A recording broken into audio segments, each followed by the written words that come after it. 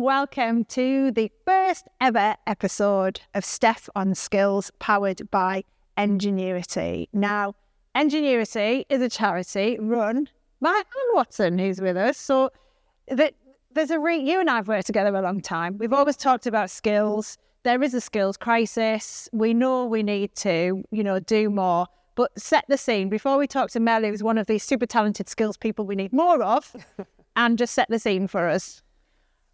Well, as you said, Steph, we've got a skills crisis. We've talked about narrowing the skills gap for years and years and years, and we still haven't achieved it. So I think now we need to call it a crisis and get people actually to start sitting up and taking notice. The podcast is about creating awareness and getting the word out there, creating our own media. Because engineering and manufacturing, and we'll hear from Mel, is an absolutely fantastic sector to be in. It does some brilliant things. If we removed everything here today, we'd be sat outside on the floor. Yeah. Because everything is engineered or manufactured. And the opportunities for kids, for adults, for anybody into the sector is absolutely brilliant. Fantastic opportunities. You can earn good money. And we're here today on Teesside, which is where we come from. Yeah. So it's great to launch it. Can't say that to Mel, though. Mel be like, don't start calling me a Teessider. You're much further north, but we'll come with that. Yeah.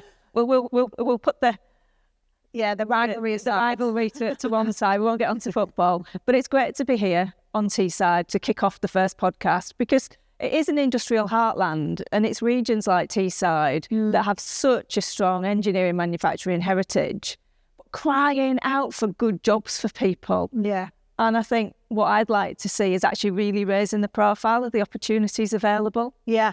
And that's what we will do. And what I want to do in this first episode, because we can talk all the theory, but the reason why, Mel, we wanted to chat to you, this is Mel Stewart, and I would like, so you're an award-winning welder from Cramlington.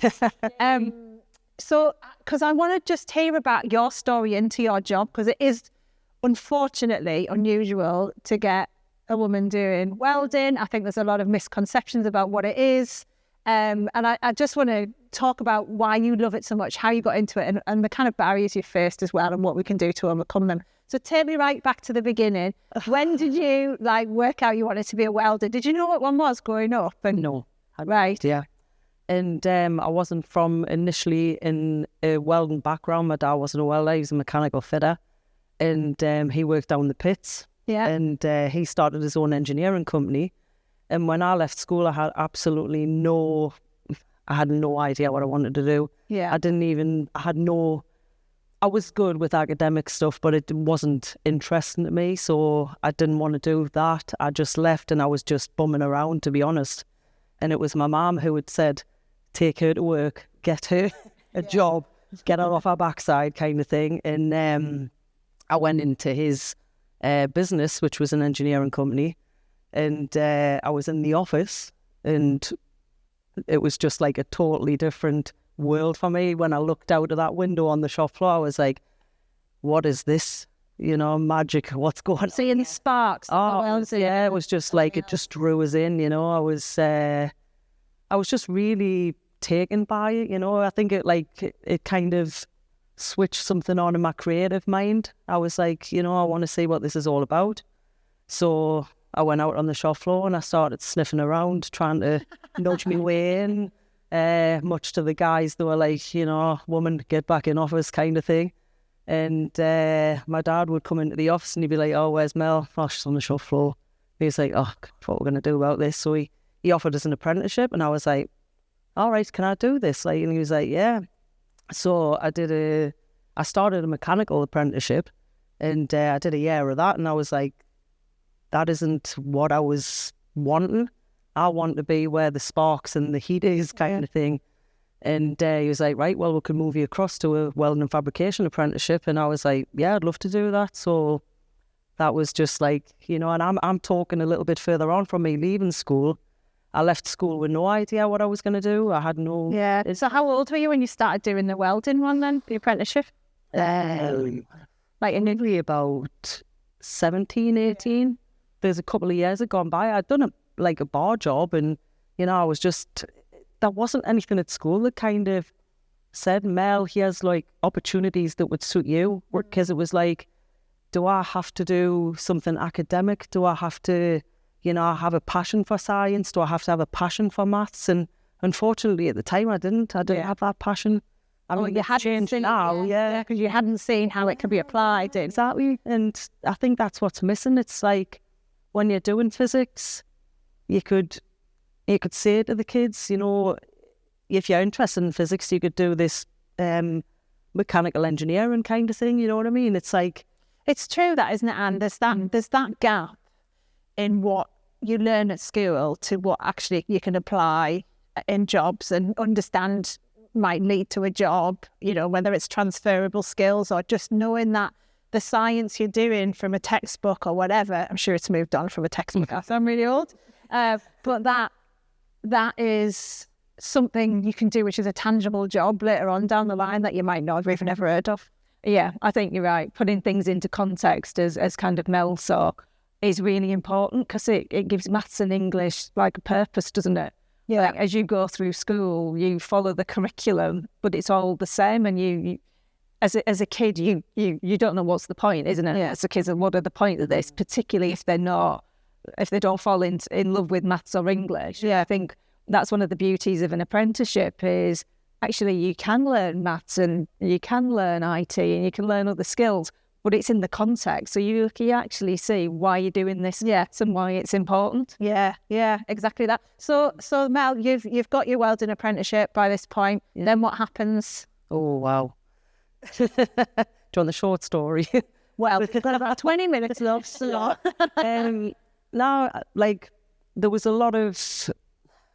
faced a lot of adversity in my job, and I was always trying to better myself, and I always thought to myself, if I want to do well in this trade, I've got to try and take everything I can from it. So I paid attention to my co-workers who I was working with, my mentors, and they would be showing us how to do different aspects of sheet metal work, mechanical, welding, fabrication, and I just thought I've got to be this sponge, because I knew it was going to be hard, because the day-to-day comments that I was facing, I thought, this world is not for me. Is it what you mean, sexism? Oh, yeah. That and the rest, you know what I mean? It was always like, women shouldn't be on the shop floor, get back in the kitchen, blah, blah, blah, and I was like, all right, is this the way it is? Yeah. And there was... This is not that long ago, because you're not old, so like we're not talking that long ago. It's just the incredible phase. 90s. Yeah. I have 50 next year. You still look like an apprentice. Well, I don't know how, because it's been a rough road. Yeah. No, but seriously, this seems tough. I mean, how did you get through that? Like, what mentally? I haven't got a clue, because there was one moment in particular I actually thought, what's this life got to offer me? I actually had those dark thoughts, because it was constant everyday bullying, and I was like, I can't take this. And I was reaching out to my dad, but he was like, I can't give you favoritism, because if I show you favoritism, these guys are going to hate you even more. Yeah. And I was like, what have I got to do? You know what I mean? So I don't know whether he understood to that extent of how bad it was, but I just thought, no, you know what it is? You are not going to push me away from doing something I want to do. Yeah. I got angry, I think. Yeah. And it worked, because you've got a job you love now, haven't you? Exactly, yeah. And please tell me, has it changed, like, in terms of... Oh, absolutely. I mean, there still is them little hints that we've come a long way, but there's still a little way to go, I would say, Yeah. We still need to make those changes and just educate people, People still ask now, oh, Mel's doing welding engineering, does she know what she's talking about? And I was like, if I was a guy, would you be asking the same question? Yeah. To which, I know what I'm talking about. Just. And you at one point you were changing your name on applications. I did, you weren't with Melanie. Yeah, I changed it to Mel, just to try and get that opportunity to talk to people, because I thought, at least if I can talk to people, I can tell them what I can do and like sell myself. You know what I mean? And I mean, one example was a really good job up in Aberdeen that came up, and I was like, oh, this would be amazing, like good money. I was working at the docks, and I was like, I really, really want to do this. So I got a phone call off this agency guy, and he was like, can I speak to Mel? And I was like, speaking. And he went, oh, can I not speak to your husband? And I was like, you're barking up the wrong tree there, mister. You know what I mean? It's it's me you want to be talking to. And he was like, all right, okay. And he was like, listen, I'm going to have to get back in touch with my client. And I was like, right, okay. So he rang us back, often they didn't ring us back. But he rang us back a bit later and he was like, I'm really sorry, but we can't offer you the opportunity. And I was like, well, why? And he was like, because we haven't got the facilities for women. And I was like, in what respect? And they were like, well, toilets and welfare. And I was like, I'll pay in a bucket if I have to. I'm not bothered. I said, seriously, do not write me off for this. He says that my hands are tied from a safety aspect. And I was like, and it was just like disappointment after disappointment. Yeah. And like, it's really awful you've gone through all that. And it's so good now that things are changing and more needs to be done. But, and I mean, I bet there's a lot of women out there in various different engineering jobs who, of a certain age who have experienced stuff like that. But please tell me on the whole, it's a lot different now. Yeah, it's definitely changed. And I think it's changed a lot because of women like Mel, the other trailblazers who've gone through it and experienced really tough times, but not given up and continued to go through and made a successful career. And now are brilliant role models for girls and boys thinking about a career in engineering. Yeah. But yeah, there's definitely more we can do. But I think the very fact that we need so many more people coming into the sector, employers are now starting to look at females as well as men. And Mel and I were having a chat and Mel was telling me actually there is some advantages that women have got over men when it comes to welding. Yeah. Centre of gravity. Yeah. I was reading about it's like dexterity and centre of gravity. It makes them more like able to comfortably do the job. So there is those benefits to having a woman do it, and not just that. I mean, I always say, why wouldn't we be able to do it? Yeah. You know what I mean? What really makes that different? We're all, two hands. We've got the ability to be able to do that. Why can't we all be able and work together? Can you explain for anyone who doesn't really know what a welder is? I mean, people will have preconceptions of it, but what do you do day to day? Well, I've actually moved away from welding now. I'm more on the welding engineering side. What's the difference? The difference is that I kind of work with the certification side of it, the compliance. So I have to look at the structural integrity of things and make sure that they're being welded correctly. And Mel, who left school back in the 90s, would have turned around and said, hell no, I'll not be doing that. Yeah. But it's really, really interesting. And I think that's why it's good to go out there and say, look, I started out where I was welding and I did all the different processes and I did the fabrication and it was really good and I got to be creative and I got to travel the world. And tell us about that, like in what way? What were you doing that led you to travelling, and what type of, when you say be creative, what does that mean in welding perspective? It's just to I was doing little bits of artwork and that, like in my spare time. And, when you see people doing these little bolt men and little sculptures. Yeah, you can just do, I made a bed. My mum still got it. At her house, yeah, Gothic style bed. It's like, it's still standing. Now that tells you that it was decent. Yeah.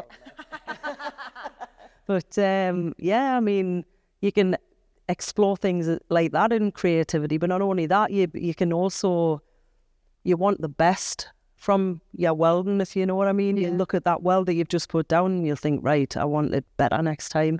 And it can look quite pretty as well. Yeah. And, you can try. Somebody welded me a rose once. Yeah. Like a metal rose, and then it was beautiful. I've still got it in a vase at home. Yeah, that's it. It's like, it isn't just about welding structures and pipelines. You can weld anything, you know what I mean? And is it a skill that's in demand? Yeah, definitely. Absolutely. In construction at the minute, I know that the work rate is going up, like, extensively, but I was reading the statistic from the online statistics, and it was something about, in 2006, I think it was, there was about 70,000 welders in the UK, and in 2021, there was what was it again? It was like 33,000. So the numbers are 48% from COVID. I was like, whoa, you know, what's happening? The work has come back. And so, well, it's increasing, that's the thing, you know. I mean, what type of projects are we talking? And you mentioned travel, where have you been and that type of thing? Well, I worked a lot in oil and gas initially, so I travelled to like sites like Ras Laffan in Qatar, being there. I went out to the Gazprom site in Russia, and that was mainly overseeing builds for a company I was working for, making sure that if they did do any welding there, that it was to like our acceptance criteria. Australia, we were there for a while. I worked over there as a welder in Australia when I was travelling, different companies. Was it easy to pick up that work as well? It was okay over there. I mean, it was different agencies that focused around people travelling. So, and it was such a, over there they were like screaming for welders. So as soon as I said, oh, I'm a welder, they were like, get her in, you know. So it was the qualifications they were... Yeah, absolutely. Not. And believe it or not, in one of the companies I went to, one of the guys had said to us, he says, the stuff that you know, I don't know what it is in the UK, but I think you've had a much better apprenticeship than what I've had. And he was like asking me to show him certain things, like how to weld certain ways. And I just found that really interesting. And like, I loved passing on my knowledge, and I do that now. I really want to pass it on as well. I want to be given that opportunity, you know, and any chance I can, I will. So. And I'm always one to ask about money, given I'm a financial journalist as well. Yeah. Is the money all right? Like, is this a profession you can make money in? Because I know we always shy away from talking about these things. Yeah. No, to be honest with you, I was saying to Anne when we were outside before there that there has been points in my career where I've been making more money than a doctor. So... it just shows you how much your skills needed. And that's the thing people don't realise, do they? Because obviously a doctor will study medicine for a lot of expense for a long, long time. You obviously did an apprenticeship where you're being paid while you're working, and in something that's ended up earning more money at times. People forget that, don't they, Anne? Oh, yeah, absolutely. And occupations like welding, where there's a desperate need for skilled welders, can earn lots of money because there's so few of them. And I guess if you look at some of the big projects that are going on at the moment, so things like Hinkley Point C, the defence sector needs welders. The big wind farm site that's going to be built on Teesside, a £900 million investment, will need welders. Yeah, it's a fantastic occupation to be in. And I guess the great thing about welding is what you weld can change, can't it? It allows you to go into other sectors, other roles, other companies. Yeah, and you're right. There's so many big infrastructure projects up in Blythe. There's the AI plant that's going to need a lot of construction welding in that. So, so this doesn't sound too much like welding for us, sure. what are the other things that we're talking about here? So you've got welding, but there's lots of other skills within this area as well, aren't there, that have been cried out for?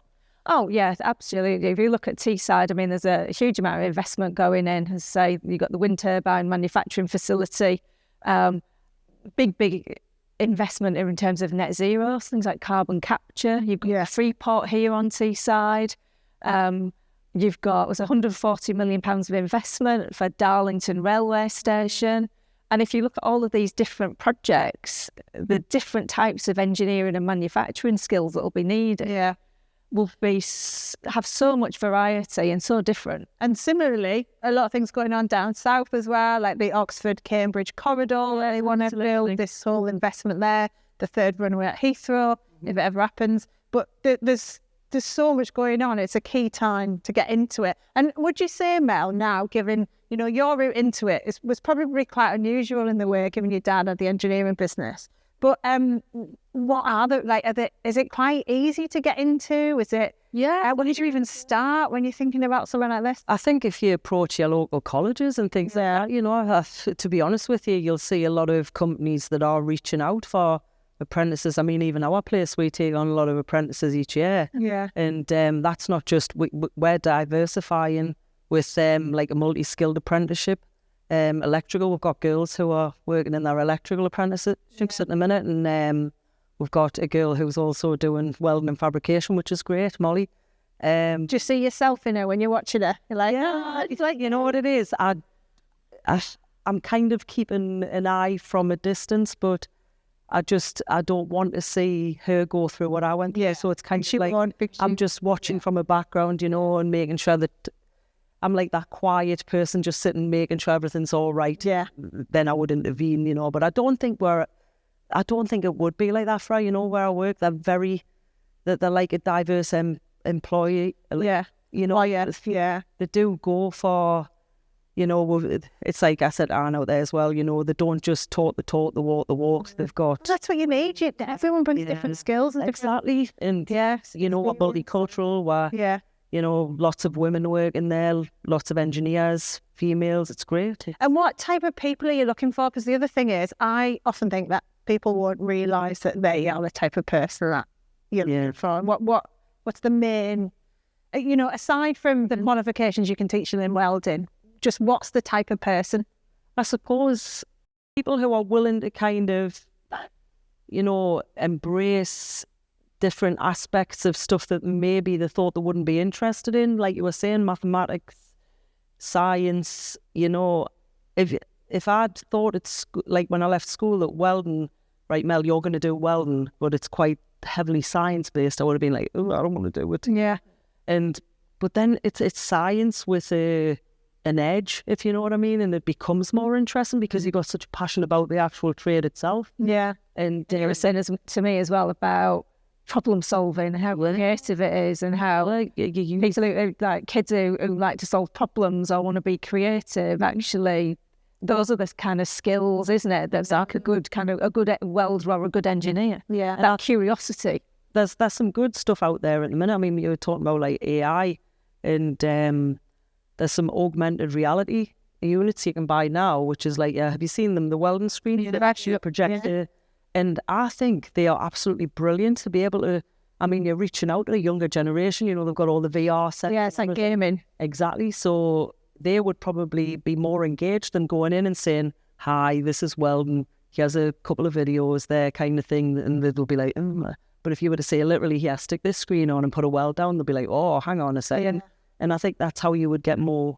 Yeah, it's true. It's been on young people's level, isn't it, in terms of where they're learning stuff. Exactly. That's where you should do it. I love, Mel, the way your face lights up when you talk about your job, though, like a little sparkle going in your eyes. And you love it, isn't it? Yeah.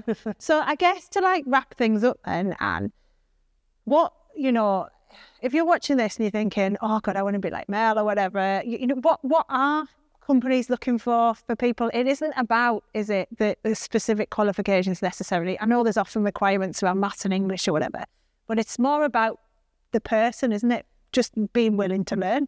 Yeah, it's very much, I think, for employers, it's that attitude, it's that curiosity, it's the wanting to learn, it's the wanting to apply themselves. Those attributes go much, much further, I think, for most employers than having the right qualifications. Because when you start an apprenticeship or you go into engineering or manufacturing or start a degree, you start on the basis that actually you don't know anything. So you're not expected to come with a set of skills. It is just that, as I say, that real passion to do something and create something. And I guess now, like, I know when I was doing my apprenticeship years ago, you get moved around departments as well. That's the other thing. So you might go in wanting to do one thing and then come out wanting to be a welder, or vice versa. There's loads of, you can learn in one particular company. There's so many different departments and things like that. Yeah, I mean, somebody once said to me that engineering is the biggest team sport because it's not just about the engineers, it's about all of the other departments as well. Yeah, I mean, and I worked for many, many years in engineering. I'm not an engineer. I was in marketing. Yeah. But you need to be able to sell the stuff you make. Your marketing's key as well. And that, it's fascinating. And Mel, I guess final thought with you then, on like, what do you want people watching and listening to this to take away from it all in terms of skills? In terms of skills, I think it'll be good for people to just understand that it doesn't matter what your background is, whether you're academic at school or not. If you're the naughty kid, which I was, there's still opportunity out there for you, and engineering is a great thing to be involved in. You know, like you say, it's shaping the future, and we're on like this precipice of like, advanced technology, which is it's really exciting as well, you know. And you still need people to like learn all these different core skills to be able to develop that technology as well. So, you know, welders will need to program welding robots. So it's just like there's so much stuff to look forward to in the future. And, you know, it would just be great to see more people coming in. Just such a good point. Yeah, because it's like, it feels like we're about to go into the next industrial revolution with like AI and how technology is moving, and you want to be part of that. Oh, absolutely. So yeah. Amazing. Well, thank you very much. Thank We you. need to let you get back to work, don't we? Yeah. Thanks very much for this. Thank you. But that's it. And just before I let you go, do follow us on wherever you get your podcasts, and that will mean you never miss an episode. Also, we'd love it if you got in touch with us. You can email us, SOSpod@ingenuity.org, because we'd love to hear from you. Maybe you're someone who's in the middle of your engineering career, you're starting out, you want to know more, you've got questions about it, you want to tell us your life story. We are very happy to hear it. So just email us, SOSpod@ingenuity.org, and we will be back with another episode soon. Bye-bye.